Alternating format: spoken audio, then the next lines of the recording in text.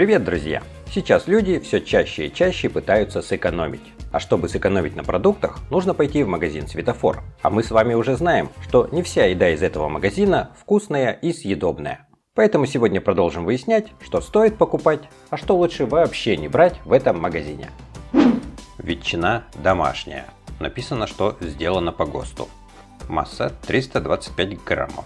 Состав неплохой, действительно свинина содержится, еще желатин. Он, конечно, не 100% натуральный, но не совсем отвратительный состав. Ветчина из свинины, стоимость 105 рублей. Изготовлена в Алтайском крае, город Бийск. Как мы видим, в этой ветчине огромное количество желе. Я бы даже назвал, что это ветчина в желе.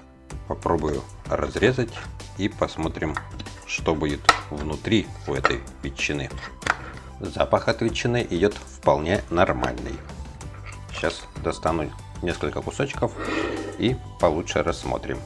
Вот так вот выглядят кусочки консервированной ветчины. На первый взгляд даже и неплохо. Сейчас попробую на вкус. Тут вот непонятное какое-то красное вкрапление. Не знаю даже, что это такое. Вроде как кусок какого-то пластика попал.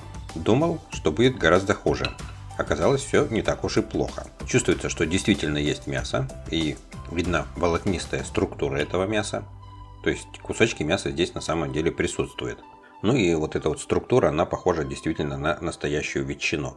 Ну и вкус тоже вполне нормальный. Никакими специями вкус не заглушен. И думаю, что для своей цены качество очень даже неплохое. Торговая марка Пригожино. Мясо рубленое из говядины и свинины.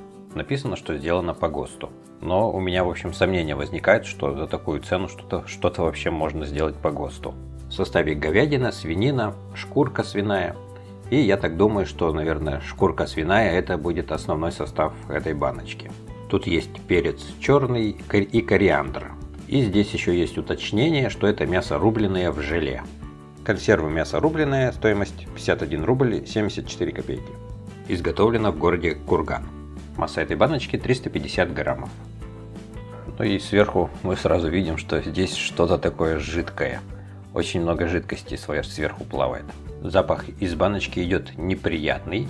Даже не знаю, что это такое, в общем. Ну какой-то, в общем, невкусно очень пахнет. Переложу этот деликатес в тарелочку, чтобы мы лучше могли рассмотреть, что здесь внутри находится. И какая-то прямо вытекает вода даже, я бы сказал. Самое странное, что красителя в составе не было, но цвет какой-то розоватый. Цвет очень странный.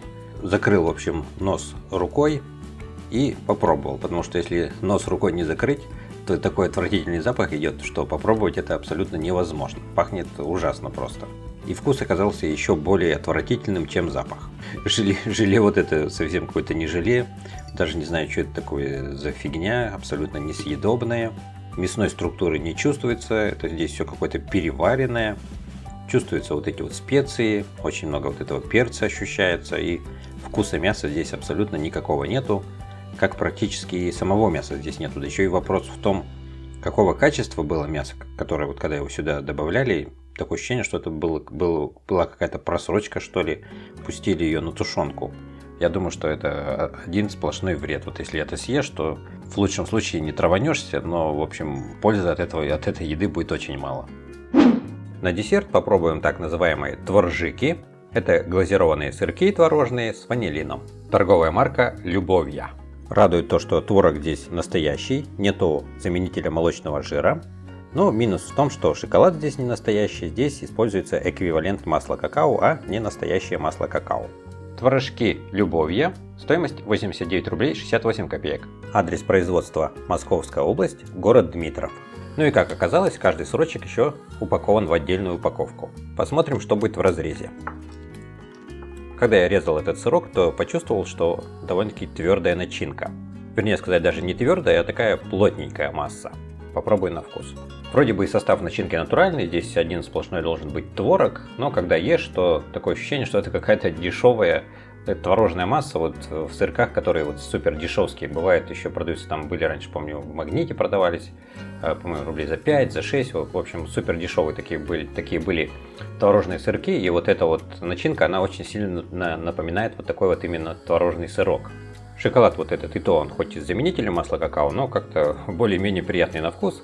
А вот эта вот начинка, она как-то какая-то странная, какая-то она очень зернистая такая.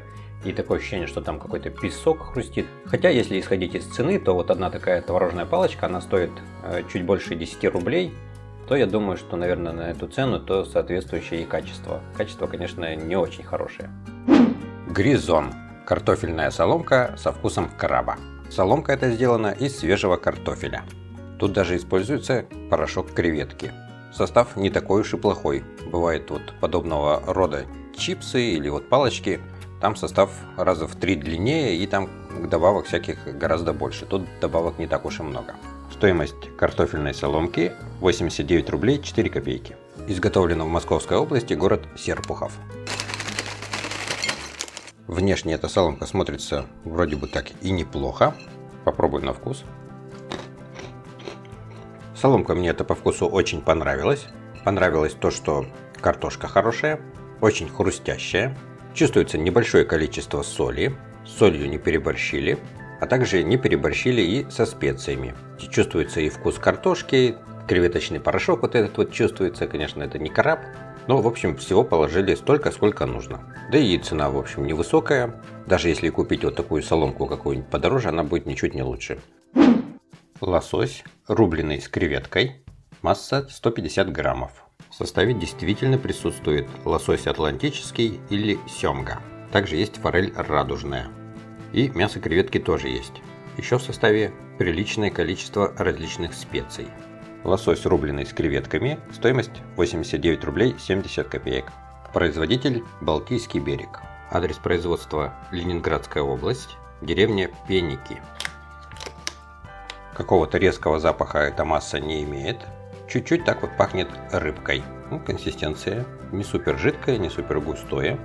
Видны вкрапления зелени. Попробую на вкус. Очень приятный рыбный вкус. Но сама рыба, как мне показалось, она очень сильно измельченная. Такая, что сама структура даже рыбы здесь не чувствуется. Но чувствуется структура креветок. Кусочки креветок здесь крупненькие. Можно намазывать на хлеб и получится очень вкусный бутерброд. Фунчоза по-китайски. И здесь еще классический грибной соус. Написано, что готовый обед за 5 минут. Фунчоза это совсем не макароны, делается не из пшеничной муки, а здесь бобовый крахмал и кукурузный крахмал. Грибы здесь древесные муэр и шиитаке. Ну и понятно, что есть еще соевый соус. Ну и различные добавки еще присутствуют тоже. Состав, в общем, не такой уж и плохой, как я думал изначально. Вермишель фунчоза по-китайски. Стоимость 81 рубль 74 копейки. Масса нетто 125 граммов. А масса брутто 150 граммов. Получается 25 граммов это вес упаковок. Тоже, в общем, немало. Изготовлено в Калужской области, город Обнинск. В коробочке была упаковка с перцем. Написано, что тут сладкий перец. Здесь у нас соус. Еще кунжут есть. И сама фунчоза. Вот такое количество. Добавляем к фунчозе сладкий перец. Заливаем кипятком. Нужно, чтобы вся фунчоза была в воде. Так вот ее обмакиваем. Лучше, чтобы все заварилось. Закрываем все крышечкой и оставляем на 5 минут. Фунчоза заварилась. Лишнюю воду я слил, как и было написано в инструкции. Это вот китайский грибной соус. Довольно-таки жидкий. Попробую по вкусу, что из себя представляет этот соус. Я его вылил не весь, потому что не знаю, каков он на вкус. Сейчас попробую, вдруг не понравится еще. Такой неплохой, в общем, соус. Какой-то сильной остроты я не почувствовал.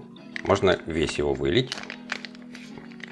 Минус только в том, что этот соус какой-то уж чересчур жидкий. Теперь можно все перемешать с этим соусом. Да, фунчоза получается очень сочная, потому что соус жидкий, соуса приличное количество. В общем, абсолютно не сухо здесь все будет. Ну и теперь еще все посыпаем кунжутом. Ну и вот такое угощение китайское получилось. Можно тоже, наверное, перемешать и с кунжутом, чтобы кунжут как-то равномерно распределился. Ну и теперь можно уже попробовать целиковое блюдо, что получилось. Готовится все достаточно быстро. Запах приятный, запах грибной. Попробую, в общем, на вкус. Хотел только попробовать, но мне эта фунчоза так понравилась, что я, наверное, половину уже съел. И запах очень приятный, и вкус тоже приятный. Присутствует небольшая острота, ну совсем чуть-чуть. Очень хороший вот этот вот перец сладкий, он прям как свежепорезанный, заварился и хрустящий. Кунжут практически во вкусе не ощущается, но все равно так, в общем, то, что он присутствует, это хорошо. Думаю, что для своей цены очень хорошее качество, фунчоза съедобная, и соус даже нормальный. Я думал, будет что-то вообще супер-мега острое, но здесь остроты практически нету. Ореховая вкуснятина, рахат лукум, восточная сладость, классический, масса 500 граммов. Рахат лукум делают из сахара, кукурузного крахмала, лимонной кислоты и ванилина. Состав очень простой. Рахат лукум, стоимость 71 рубль 74 копейки. Адрес производства Московская область, Раменский район, село Рыбалово. Внешне как-то он не очень похож на классический рахат лукум. Давайте посмотрим, что будет в разрезе. Очень плотный. Вкус очень приторный. И на рахат лукум абсолютно не похоже. Это просто какая-то сладкая, очень сладкая субстанция. Даже на мармелад не похоже. Мармелад вкуснее. Этот рахат лукум мне абсолютно не понравился. Ле Хрустье. С ароматом тоффи, полоски кондитерские. Без дрожжей, пальмового масла и маргарина. Масса 100 граммов. Состав не 100% натуральный, но неплохой. Экструзионные полоски с начинкой. Стоимость 45 рублей 79 копеек. Изготовлено в Республике Беларусь, город Витебск. Вот такие палочки Ле Хрустье. Что-то типа хлебца напоминает, но внутри еще шоколадная начинка. Запах идет шоколадный. Попробуй на вкус. Съел одну штучку. Ну, вкус интересный. Снаружи это действительно хлебцы, но только что внутри сладкая шоколадная начинка. Стоят они 45 рублей. Мне кажется, это не особо дешево. Думаю, что и в других магазинах продается что-то подобное и примерно по такой же цене. Так что, в общем, особой экономии в покупке вот таких палочек я не заметил. Эрман Гранд Коктейль. Молочный коктейль со вкусом ванильный пломбир. Масса 260 граммов. Массовая доля жира 4%. Коктейль этот ультрапастеризованный, поэтому у него большой срок годности. Состав не полностью натуральный, есть загустители и эмульгатор. Молочный коктейль Гранд Коктейль, стоимость 59 рублей 27 копеек. Изготовлено в Московской области, поселок Раменской, агрохимстанции. Получилась целая чашка молочного коктейля. Запах идет приятный, действительно пахнет пломбиром. Попробуй на вкус. По вкусу этот коктейль мне понравился. Он довольно-таки густой, даже чем-то кисель напоминает. Вкус у него действительно пломбирный, как и запах. Но стоит он, конечно, не особо дешево. Думаю, в других магазинах он стоит примерно такую же цену. Может быть, даже там и объем будет побольше. Так что именно вот за ним в светофор идти, думаю, большого смысла нету. Друзья, пишите в комментариях, какую еду мне еще продегустировать. Всем большое спасибо за внимание и до новых встреч!